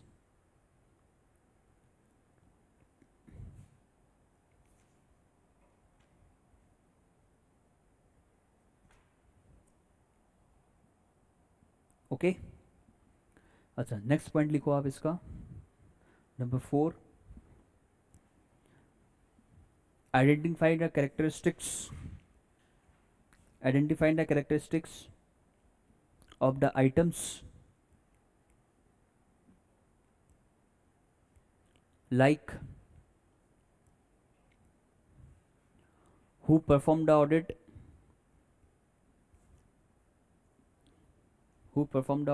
comma, who reviewed, comma,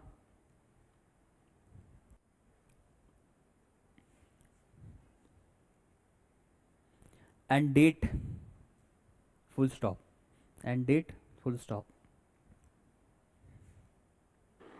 Hello, sir. yes, Sir, like who performed the audit, उसके बाद आपने क्या बोला? yes, Like performed the audit, उसके बाद like performed the audit, comma, who reviewed,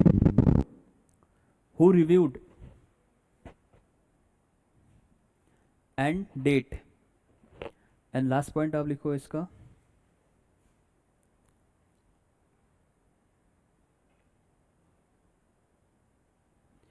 if there is any inconsistency,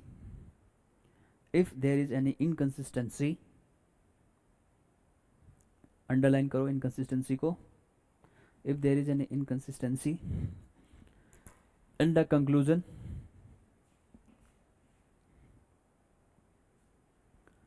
then the auditor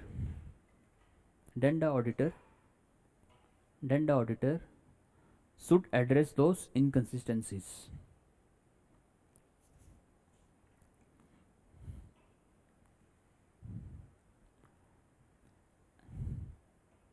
अच्छा, इधर देखो आप, अब कंटेंट्स में क्या क्या है, आप जो ऑडिट कर रहे हो,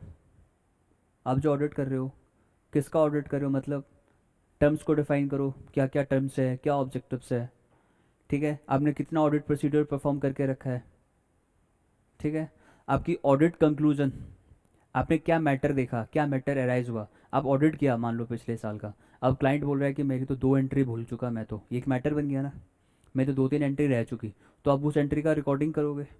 अगर ऑडिट पीरियड के दौरान अगर कोई मैटर्स अराइज होता है तो हमें उस मैटर को रिजॉल्व करना पड़ेगा कि नहीं, वो मैटर अपने लिए एविडेंस है, तो हमें अपनी एविडेंस के बेस पे ही ओपिनियन देना पड़ेगा।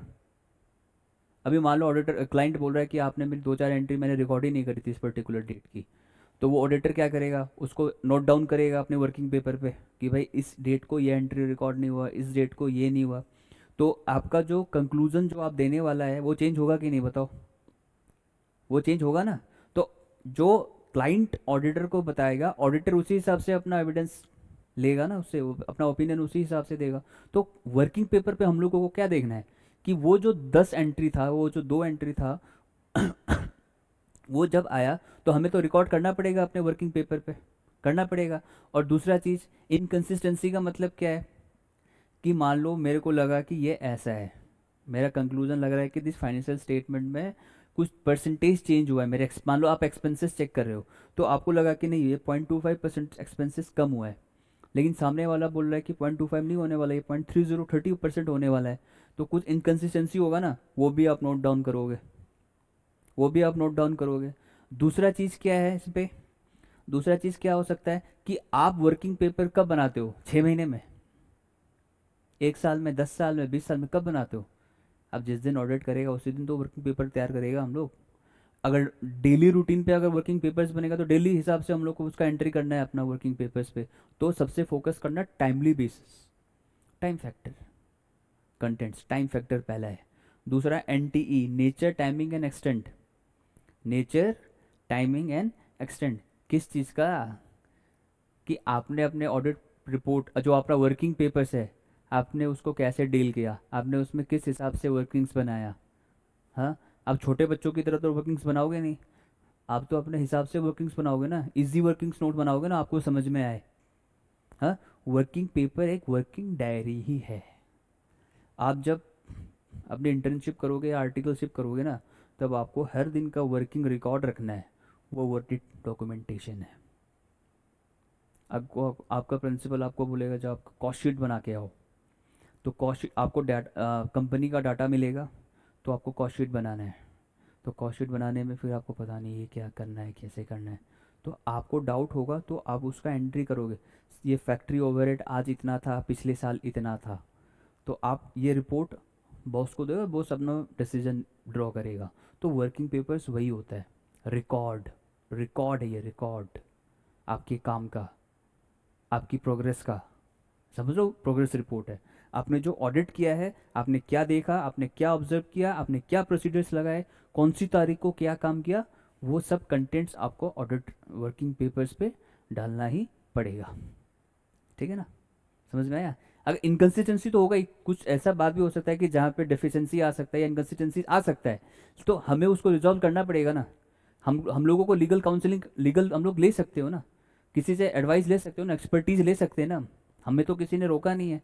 कोई आइटम आपको समझ में नहीं आया तो वो आइटम्स का आप कंसर्न करोगे, आपके आप सीनियर से पूछोगे या सीनियर कलीग से, you will be asking that I don't know what, please understand, make it clear. You have to understand them ना, आपको समझना पड़ेगा उस चीज़ को, तो वो आप वर्किंग पेपर्स पे रिकॉर्ड करोगे।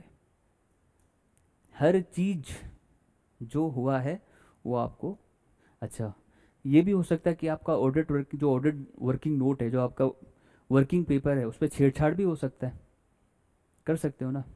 तो this is what, this is wrong, या रॉन्गफुल गेन है, गलत है। वर्किंग पेपर्स के साथ कभी टैंपरिंग नहीं कर, उसको टैंपरिंग बोला जाता है, टैंपरिंग। आगे सीखोगे टैंपरिंग, लॉ में आएगा ये वर्ड टैंपरिंग। टैंपरिंग अगर कर दिया भुगतना पड़ सकता है, अगर कर दिया तो भुगतना पड़ सकता है, आपको भी और आपके बॉस को भी। ये टैंपरिंग करना मतलब बहुत बड़ा गलती है। कैसे हो सकता है टैंपरिंग? अब मान लो कि लगा कंपनी को सेल्स बहुत ज़्यादा है, उसका प्रॉफिट ज़्यादा आ रहा है, तो वो टैक्स के अंदर पड़ रहा है, तो आप क्या करोगे, सेल्स के फिगर को चेंज कर सकते हो। ठीक है, सेल्स के फिगर को कम चेंज कर सकते, कम कर दिया, परचेजेस ज़्यादा कर दिया, तो प्रॉफिट कम हो जाएगा, वो टेम्परिंग हो सकता है। तो इस चीज़ से हमें बचना है। आपको जो सही लगता है आप वो करो। हमने पहले ही बोला था ऑडिटर इंडिपेंडेंट होता है, ऑडिटर इंडिपेंडेंट होता है। You have to be independent in your approach, no sympathy, no partiality, nothing else, no favour. समझ में आया? ऑडिट वर्किंग पेपर यही है इसका। ठीक है, अच्छा उसके बाद में आप आ जाओ। अब वर्किंग पेपर्स कितने टाइप्स का है? 2 टाइप का है, एक परमानेंट और एक करंट। 2 टाइप्स का ऑडिट वर्किंग पेपर होता है, एक परमानेंट जो आपको परमानेंटली प्रिजर्व करके रखना पड़ेगा। जो ऑडिट वर्किंग पेपर्स होता है दो टाइप का होता है, कौन सा, एक होता है परमानेंट और एक होता है करंट। तो परमानेंट बेसिस पे क्या होगा, working papers we have to preserve it permanently, okay, you can't what, उसको फेंक नहीं सकते, आपको रखना ही रखना है। वो आपको 8 साल 10 साल जब तक है मैंडेटरीली रखना ही रखना है। तो इस पे आप लिख सकते हो टाइप्स ऑफ वर्किंग पेपर्स। एक कैटेगरी बना लो आप, एक कैटेगरी बना लो आप, एक कैटेगरी बना लो आप।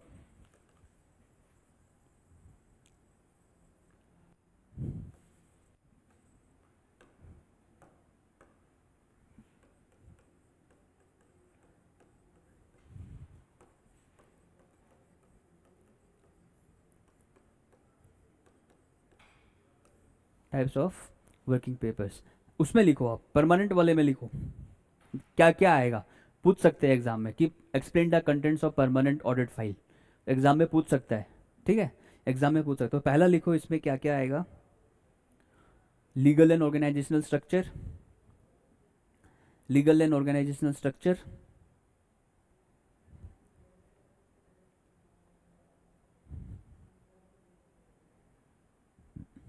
उसके बाद लिखो internal controls, internal controls, evaluation of internal controls, ठीक है, इंटरनल कंट्रोल्स। उसके बाद ratios and trends, ratios and trends,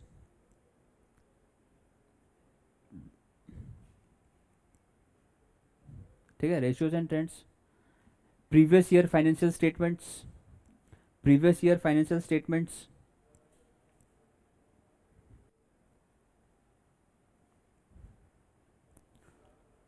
ठीक है, और notes regarding the, notes regarding the significant accounting policies, significant accounting policies. उसके बाद लिखो लास्ट में previous year audit reports, previous year audit reports,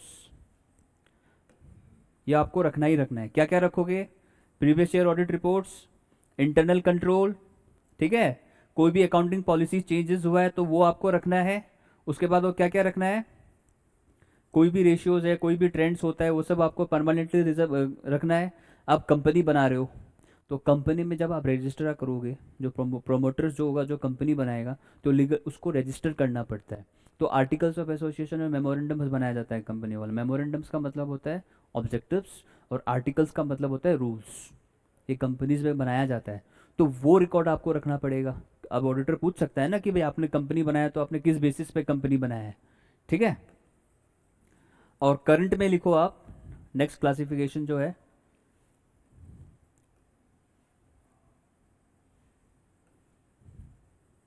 आपको समझ में आ रहा है ना? हाँ, हाँ जी, बताओ, यस, कोई डाउट है? ओके ओके, करंट में लिखो आप ऑडिट प्रोग्राम्स आ सकता है,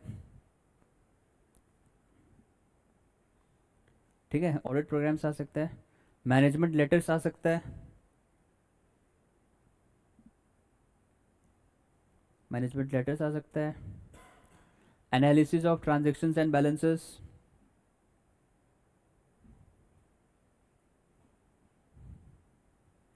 ठीक है।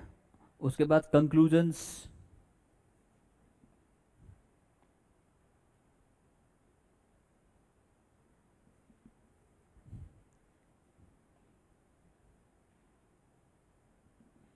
फिर copies of previous communication, copies of previous communication,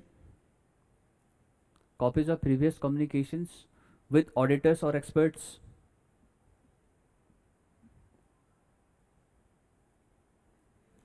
then any extract of important matters, any extract of important matters like meetings,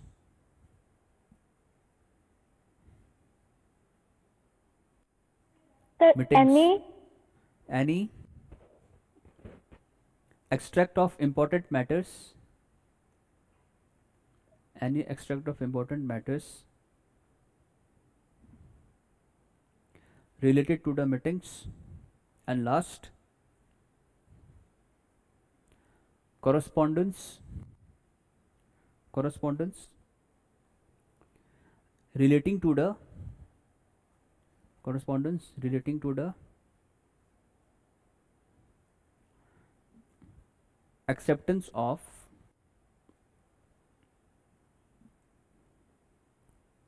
annual reappointment, annual reappointment. अच्छा, करंट ऑडिट फाइल में क्या क्या रखना है पता है आपको? Take the difference between permanent audit file and current audit file. Current audit file में जो करंट ट्रांजेक्शन है, जैसे कि अभी कोई करंट मीटिंग हुआ, इधर देखो, इधर कोई करंट मीटिंग हुआ तो उसका नोट्स आपको रेफ़र करना है, तो वो आपको बुलाए, वो आपको रखना है. ठीक है. कोई मैनेजमेंट लेटर है, मैनेजमेंट लेटर मतलब जो क्लाइंट ऑडिटर को लेटर देता है कि ऑडिट कैसे करना है, क्या पर जो इंगेजमेंट लेटर है वो मैनेजमेंट लेटर होता है, वो आपको रखना है. ठीक है. कोई इंपॉर्टेंट मैटर्स हुआ, मीटिंग्स हुआ था, उसका रिकॉर्ड है तो वो रखना है. राइट. और दूसरा चीज़ क्या रखना है आपको? Copies of communications. Copies of communications का मतलब क्या है? आपने जिस जिस पार्टी से वो किया, आपने जिस जिस पार्टीज को कंफर्मेशन भेजा था कि ये ट्रांजेक्शन हुआ है या नहीं हुआ, वो आपको रखना है. तो ये सब करंट ट्रांजेक्शन से रिलेटेड जो भी होगा वो करंट वर्किंग फाइल्स पे आएगा. और परमानेंट में आपको पता है, परमानेंट जो हमें रखना है वो चीज़ का हम लोग को देखना है. ठीक है. तो नेक्स्ट क्लास में हम फिर कंटिन्यू करेगा. Summing up my classes.